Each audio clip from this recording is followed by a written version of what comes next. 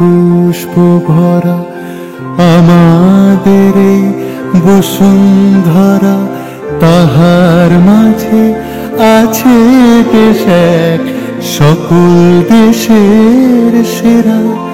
ও সে স্বপ্ন দিয়ে তৈরি সে দেশ স্মৃতি দিয়ে ঘেরা, এমন দেশটি কোথাও খুঁজে।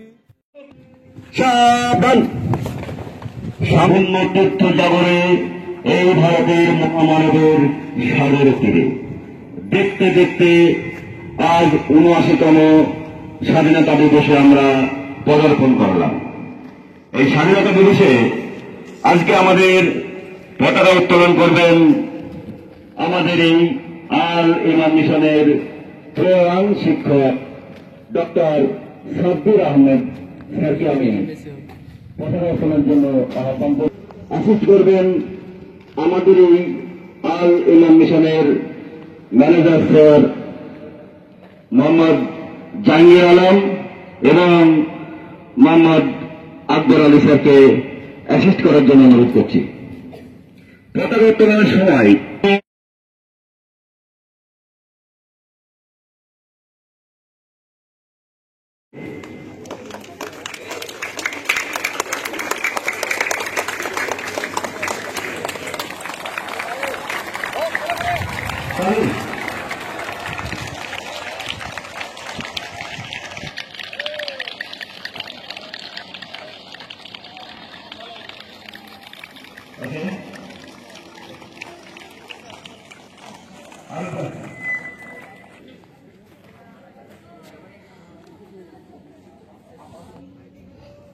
अस्सलामु अलैकुम व रहमतुल्लाहि व बरकातुहू।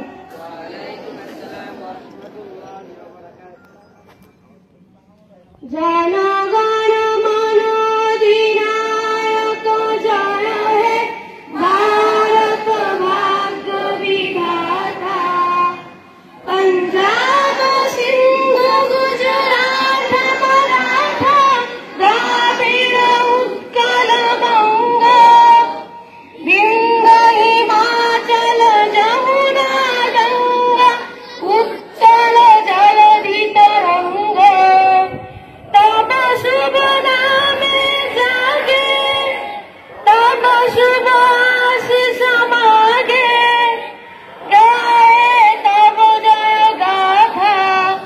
जन गण मंगल गायक जय हे भारत भाग्य विधाता। जय हे जय हे जय हे जय जय जय जय हे।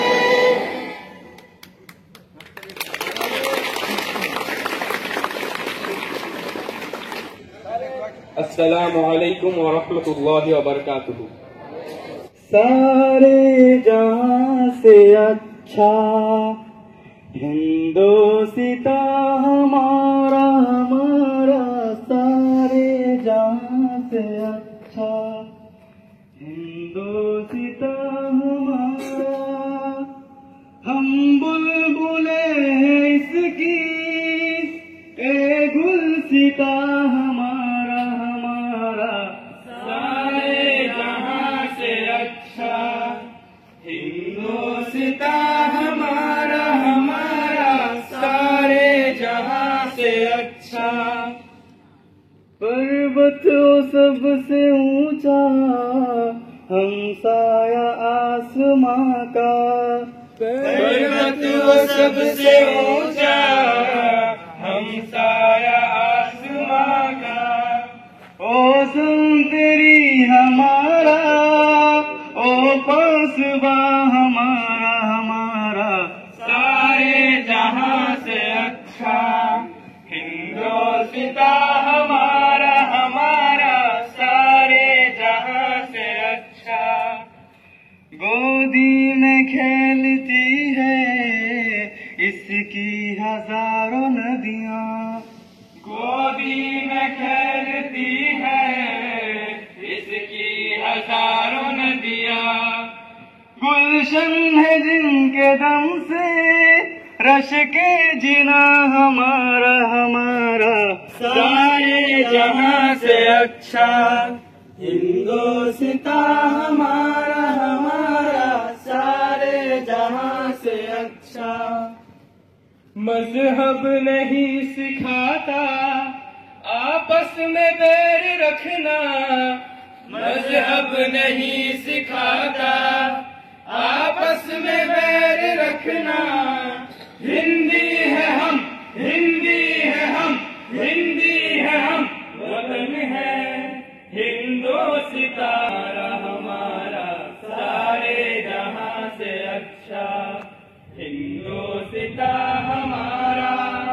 हम बुलबुले हैं इसकी, ये गुलशिता हमारा हमारा सारे जहां से अच्छा, हिंदुस्तान हमारा हमारा सारे जहां से अच्छा। अस्सलामु अलैकुम व रहमतुल्लाहि व बारकातुहू। উপস্থিত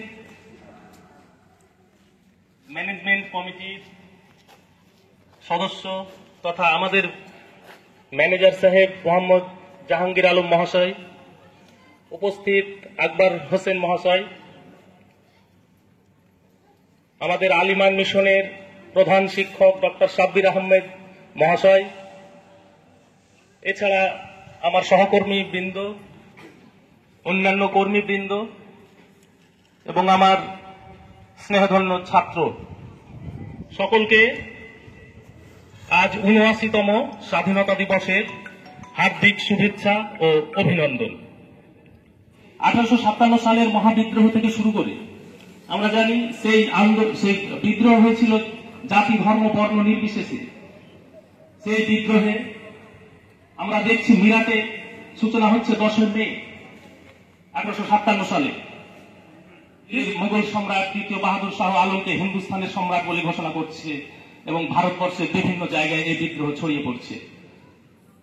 বাহাদুর শাহ হয়ে এই বিদ্রোহে যিনি নেতৃত্ব দিয়েছিলেন বকত খান, অযোধ্যাতে মহিলা নেতৃত্ব দিয়েছিলেন হযরত মহল বিরজিস কাদির, এছাড়া ফৈজাবাদে এই বিদ্রোহের নেতৃত্ব দিয়েছিলেন আহমদুল্লাহ। আমরা জানি মহাবিদ্রোহের বাঘ বলা হয় কুনওয়ার সিং, সেই কুনওয়ার সিং এর ব্যক্তিগত সচিব ছিলেন সেই আজিমুল্লাহ।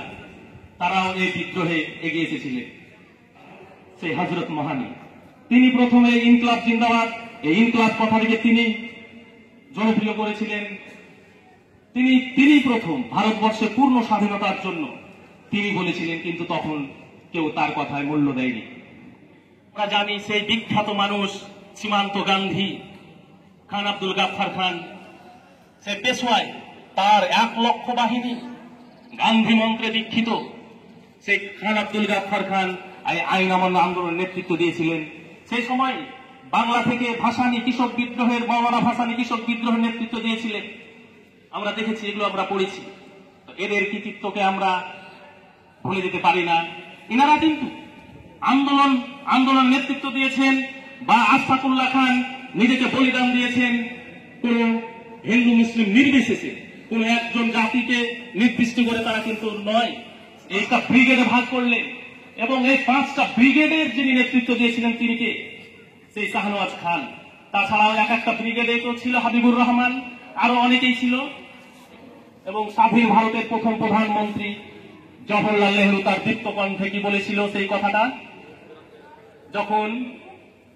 বিশ্ব যখন গভীর নিদ্রামগ্ন, ভারতবর্ষ তখন জেগে উঠবে নতুন চেতনায়।